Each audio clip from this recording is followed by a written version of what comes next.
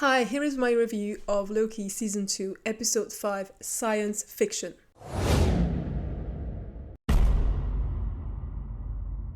I absolutely loved this episode. It was probably my favorite so far, and I could not believe it was over when it was. It felt like 20 minutes, not 40. And I know a lot of people did not like it, mostly because they were expecting a reunion and maybe even a kiss between Loki and Sylvie, and they feel the show is giving up on their relationship, or because they feel the narrative is directionless this season. But really bear with me, because I'm convinced that neither of these criticisms is founded, and I'm going to give you a lot of arguments to make my point. But before I come to the main aspects of the episode, I want to say a few words about one character, Obi. Obi, what and how versus why. In my review of episode 4, I had a whole part on Mobius and how I think one of his main problems is that he's not a big picture guy, and he prefers to focus on the now and the small pleasures of life rather than ask the big important questions.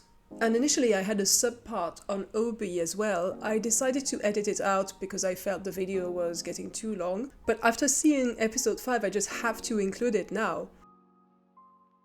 Obi is a very likable character, he's very funny, he's a nerd, he's passionate about his work, but at the same time he has a very narrow view of his job and he does not seem to think about the actual consequences of what he's doing. He fixes things for the TVA, he has done so for eons, he enjoys it. He never really seems to stop to think about the bigger purpose and what exactly are his inventions being used for. So basically I was explaining here that Obi, even though he's a lovable nerd, has the same flaw as Mobius. He just does his job without really asking why he's doing it. And so naturally when I heard his lines about the importance of asking why and not just what and how. With science, it's all what and how. But with fiction, it's why. So why do you need to do this? I was really thrilled. I just love the fact that one version of Obi is only concerned with science and what and how, and the other version of Obi is a writer, a fiction writer who can do science but prefers to focus on the why, really. In combination they are a perfectly rounded character, like Ouroboros. When I tell you this show is incredibly consistent. Sylvie and Loki, why I think they're still endgame. I was really surprised to see that a great number of Silky shippers, for those who don't know, that's the people who ship Sylvie and Loki together, seem to be in despair over this episode. I think this may be due to the fact that so many people believed that Sylvie and Loki were going to kiss or at the very least mend their relationship in this episode, and well, they didn't. But I am absolutely not pessimistic on the future of the relationship after seeing this episode, on the contrary. I think they are saving that part of the resolution for last because it's being framed as the most important one. If you look at the narrative structure of this episode, everything points to Sylvie being key to Loki's resolution. He gets every member of the team and he saves her for last because he's clearly scared of facing her. Now, what do we know about Loki as a character? We know that his emotional survival mechanism is to hide behind a facade and often lie to others but also to himself. I covered this in great detail in other videos, in particular the one on narcissism and self-love, and the one on the symbolism of daggers in the Loki series. So Loki's default trick when he's afraid to be emotionally vulnerable is to put up a facade, and that's what he's been doing since he found Sylvie this season. If you watch episode 1 again, you'll see he was still reeling from what happened with Kang, and he had not had time to compose himself, so he was being more genuine. And apart from his panic after meeting Kang, he was also constantly talking about Sylvie. What does he want with Sylvie? Docs, don't worry about it. Whoa. What are you doing? Where are you going? Sylvie, Docs. No! We have one shot at this. We need to find Sylvie. Then, although he did kind of hide behind a bigger, less selfish reason to go and find Sylvie, you could tell he had purpose in episode 2. He felt determined, his body language was very different. I commented on that in my review and I still stand by this.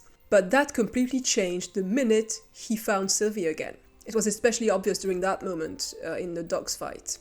So he found Sylvie again, but he just couldn't tell her how he truly felt. He didn't know how to deal with her mistrust, and she immediately put up her own facade in response, so that all that he could do was talk about the TVA, and that made her even more mad.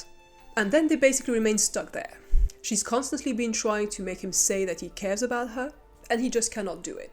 Obi pointed him in the right direction when he told him to stop focusing on the what and how and the science aspect of things, and to focus on the why, in other words, I would say the more emotional aspect of things. And really, Loki's insistence that they should focus on the science, for me, it's just a metaphor for his refusal to face his feelings, because science is rational and often seen as the opposite of emotional.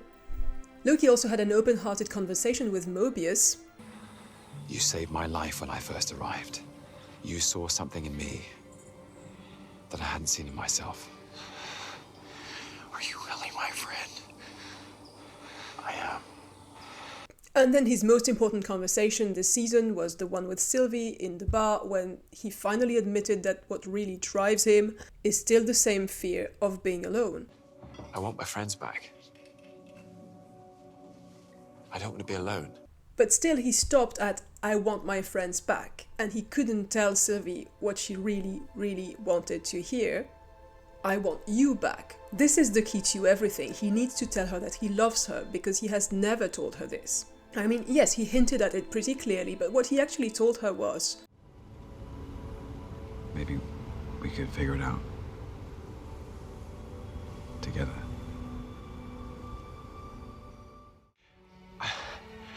I just want you to be okay. but he never said, "I love you."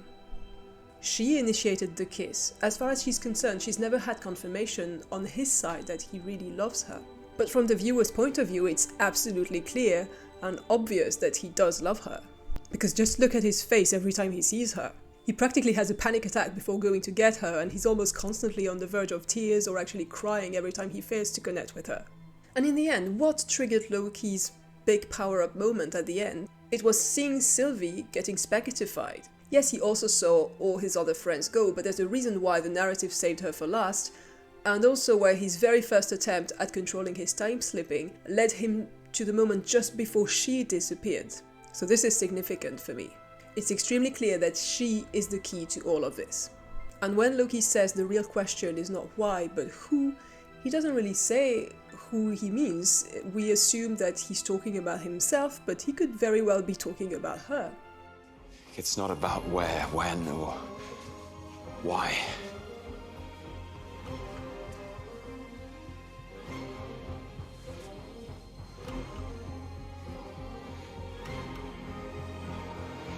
It's about who.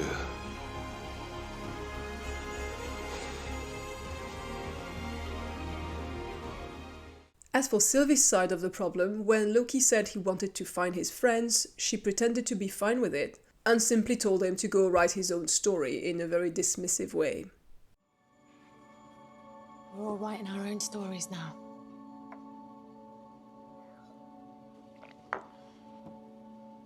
Go write yours. Because that is her own façade. But it is very obvious that she cares. Every time they've had a tense conversation, she tried to give him a chance to admit his feelings, and he never has. Then why are you here? This is going to sound strange, but there's been a problem. It's complicated. Sylvie, if you and I don't work together on this, I can't guarantee that in the long run any of this will be here. Coming here with your TVA No. bullshit. This is bigger than the TVA. This is about everything. Without his help, the TVA will be destroyed. Good. Let it burn. Do you care about anything but the TVA? She just keeps asking him, "Are you sure it's the TVA you care about?" And she's obviously thinking, "Are you sure it isn't me that you care about?" Her frustration and heartbreak were even more visible this time. What's wrong with wanting something, Loki? What do you want? I want to stop He Who Remains. No, wrong. Try again. What is it that you really want? Come on. I want to save this. I want to save everything, all of it. Is it really that hard? Come on, keep trying. I want to save the TVA. Why? I want the TVA back. And? What do you want? I want my friends back. See? We're both selfish. Then she pretended to be fine about them living in separate worlds, but what did she do immediately after? She went to the record store to listen to sad romantic songs. That's not something you do when you don't care. And my final point about Sylvie, her last line this episode was, There's nowhere left to go. I see this as having a double meaning. Just like Loki has to step up and face his feelings, she's also going to have to face hers. She can no longer run away from them. So for me, there is really no way you can read this episode as an episode that kills the romantic arc, because it seems obvious that it's entirely framed around this relationship, even though it needs one more episode to be solved.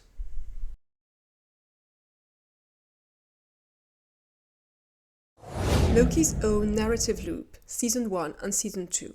And thinking about this, I realized that the two seasons of Loki can be seen as two loops with the same themes and the same patterns of progress. In Season 1, Loki's progress could be summed up like this. He found out that his main driver in life isn't his thirst for power, but his fear of being alone and unloved. He discovered true friendship. He understood that he needed to be vulnerable and selfless to open himself up to true love. And at the same time, he also found confidence in himself and his abilities. That although he was a Loki, he was not destined to always lose. His speech to Sylvie at the Citadel was him being truly vulnerable. Although he was still too afraid to say "I love you," almost as if he felt it would be selfish to do that, or as if he feared that making his feelings too explicit would trigger rejection. But all the same, he had almost completely dropped the facade that he used to keep up to hide his vulnerability. And he had also completely grown out of this toxic belief that he needed power to feel valued. But what has been happening since the Season 1 finale is that this progress has been tested. He Who Remains shattered his relationship with Sylvie. He also shattered his faith in himself, because after what happened he felt that the disaster that followed was about his failure, as he wasn't able to make Sylvie trust him and to convince her to follow him. He has also lost his friends as a result of the explosion of the loom, which he couldn't stop. So for me, the main storyline of Season 2 can be summed up like this. The progress he had made in Season 1, in which he had found a friend with Mobius, a form of selfless love with Sylvie, and new, healthier confidence in himself, was undermined by the big setback of the finale. He had built something for himself, but it was broken, and now he needs to mend all of this and make it more solid. And this fits nicely with the theme of fixing things is hard. When I tell you this show is extremely consistent. Besides, there was a clear parallel between his failed attempts at time slipping by focusing on the why but getting the wrong answer, and a similar scene in episode 1 of Season 1, an episode entitled Glorious Purpose. So it's clearly still about Loki trying to find his purpose. And Loki has made some progress. I pointed this out in my last video. The "We Are Gods" scene shows that. But when he's being tested and he runs into major obstacles, he tends to go back to his old defense mechanisms that are not good for him. And in fact, I really like this, because although it could be criticized for being repetitive and going around in circles, it reflects the reality of life, which is that progress is never a straight line. Anyone who has struggled with personal issues and breaking toxic patterns of behavior knows that it isn't just about one moment. You might get some wins, but then they will be tested, and there will be moments of relapse, and you will have to get up again and start again. But hopefully each time you'll get a bit further and your progress will be a bit more secure. So it can feel very much like a loop, or a spiral if you're lucky enough to actually make progress. And just in case we haven't got it yet, we get yet another visual reminder of this loop in this shot. God of Stories confirmed. The title Science Fiction indicated the main takeaway point from this episode. It's all about writing. It's all about fiction. It wasn't very subtle, it really hammered the point home. I mentioned the Time Author shot last episode, as well as many other examples of how meta this show is. And this episode we had, among other things, We're all writing our own stories now. I can rewrite the story. Doesn't sound like science. No, but it does sound like fiction. What's a fiction problem? And I have to say, I did draw a lot of satisfaction from this episode, because I kind of see in that dichotomy of science versus fiction and the what, how, as opposed to why, a bit of a reflection of the divide within the fandom. I've already mentioned before my frustration with the fact that the series seemed to be courting two different audiences. One primarily interested in Kang, in the multiverse, in time travel theory and so on. And that would be very much the science part of the fandom, and the what and how. All the videos you can find on the internet that come up with extremely detailed and sometimes convoluted theories about time travel, the TVA and so on. And then one primarily interested in Loki and in character development or story arcs. And that's really where I fit in. I don't think the Loki series is just about time travel or manipulating time. It's really a series that works very hard at weaving intricate webs of meaning. Relationships and characters are extremely important. Sometimes I saw people claim that Loki was just a pretext and the show could have been about any character, and I couldn't disagree more. So to hear the writers of the show, through OB, tell us this is not a science problem, this is a fiction problem, was really amazing for me, because it kind of indicates what I've always felt and said about this series. The time travel shenanigans are secondary to the journey of the characters. Feelings and relationships are at the heart of this show, and Loki is at the heart of this show.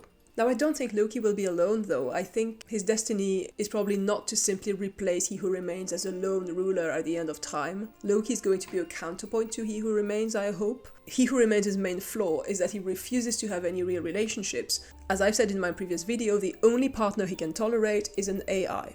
Whereas Loki's path has consistently shown that he needs others, that he needs relationships. So to have him alone on the throne would be the exact opposite of a logical evolution. Unless, and I hope not, they frame this as a sort of sacrifice. Then it would probably make sense, and maybe ironically he ends up on the throne when he knows that he no longer wants it. But that would be a very, very sad ending. I don't want that. Something that gives me hope is that there seems to be signs that at the very least the breaking of the loop will take a trio of Loki, Sylvie and Mobius. There are the official posters that feature all three of them, although I don't know if the artists were given instructions or if they just chose to draw the trio. But it's official posters, so I suppose they were given instructions. And there was this Reddit post with a very interesting take on the TVA logo, and I can't believe I never noticed that before. This poster pointed out that the TVA logo, although it is supposed to be a sword and an hourglass, can also be read as a Mobius strip and a dagger. And that would fit in perfectly with the theory that it is a trio made up of Loki, Sylvie and Mobius that will eventually replace the TVA. The only thing I don't agree with in this thread is that the person thought it would stand for Loki and Mobius, whereas for me, in this narrative, the dagger has been established not just as a symbol for Loki, but as the ultimate symbol of the love between Loki and Sylvie. Love is a dagger.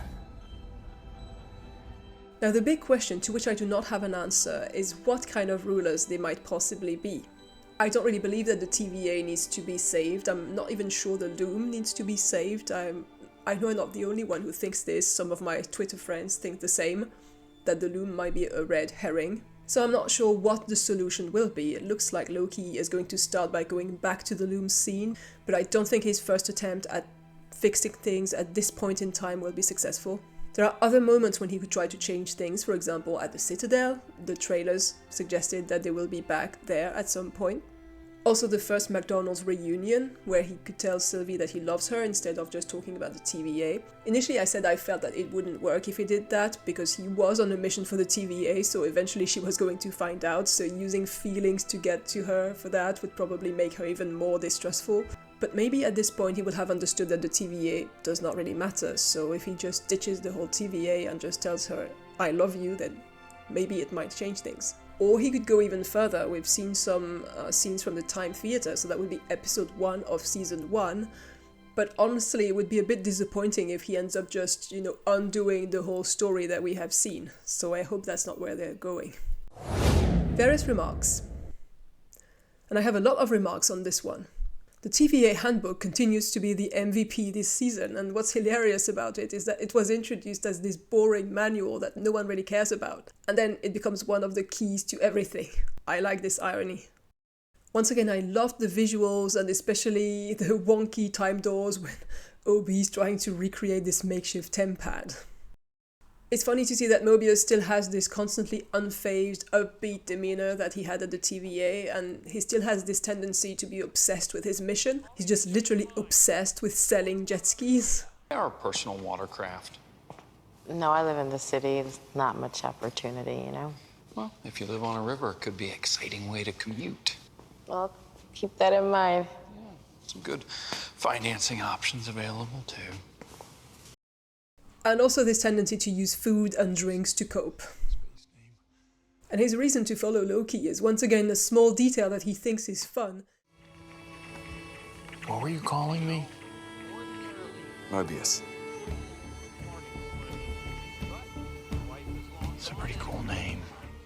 So Mobius isn't a big picture guy, he's just a small cool details kind of guy. They are really teasing us with the jet ski thing because we still haven't seen Mobius properly ride a jet ski. In the water, I mean. And his children are mischievous scamps. 2 boys like Thor and Loki, and one of them loves snakes, so no wonder he has become a kind of father figure to Loki. But I don't go as far as other people who like to say that he might be an Odin variant. That's a bit cruel. I noted this little moment in the record shop. How's my only regular doing? Oh, yeah, fine. Don't you ever go home? Oh, I like it here more. So yet another character who prefers to bury his head in his work because he'd rather not face his life. Sylvie on the sofa really reminded me of Only Lovers Left Alive. I don't know if that was intentional.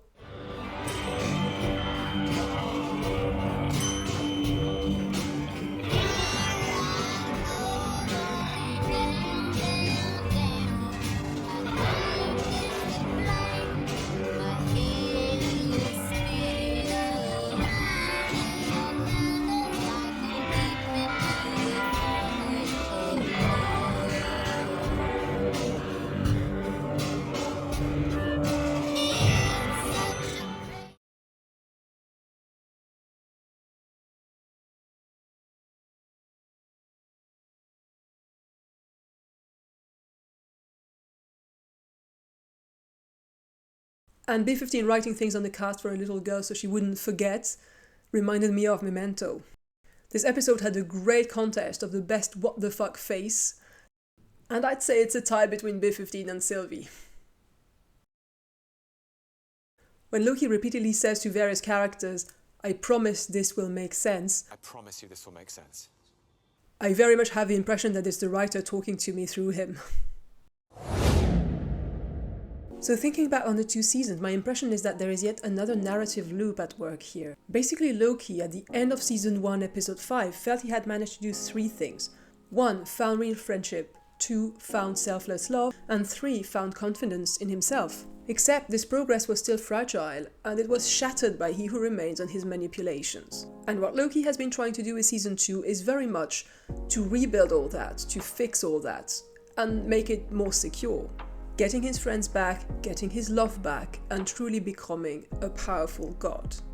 But the last step to unlock all this is to be able to confess his love to Sylvie. And I think that's what will happen in the finale. Now, I could be completely wrong about where this is going. I have been wrong before about the mind behind the curtain being a Loki variant, but honestly, I would be really surprised because it feels like they've been building patiently towards this ending, and there is only one missing piece in the puzzle. And I would be really disappointed and surprised if this final piece isn't added in the finale to make the picture complete. I see you next week for episode 6. Bye bye!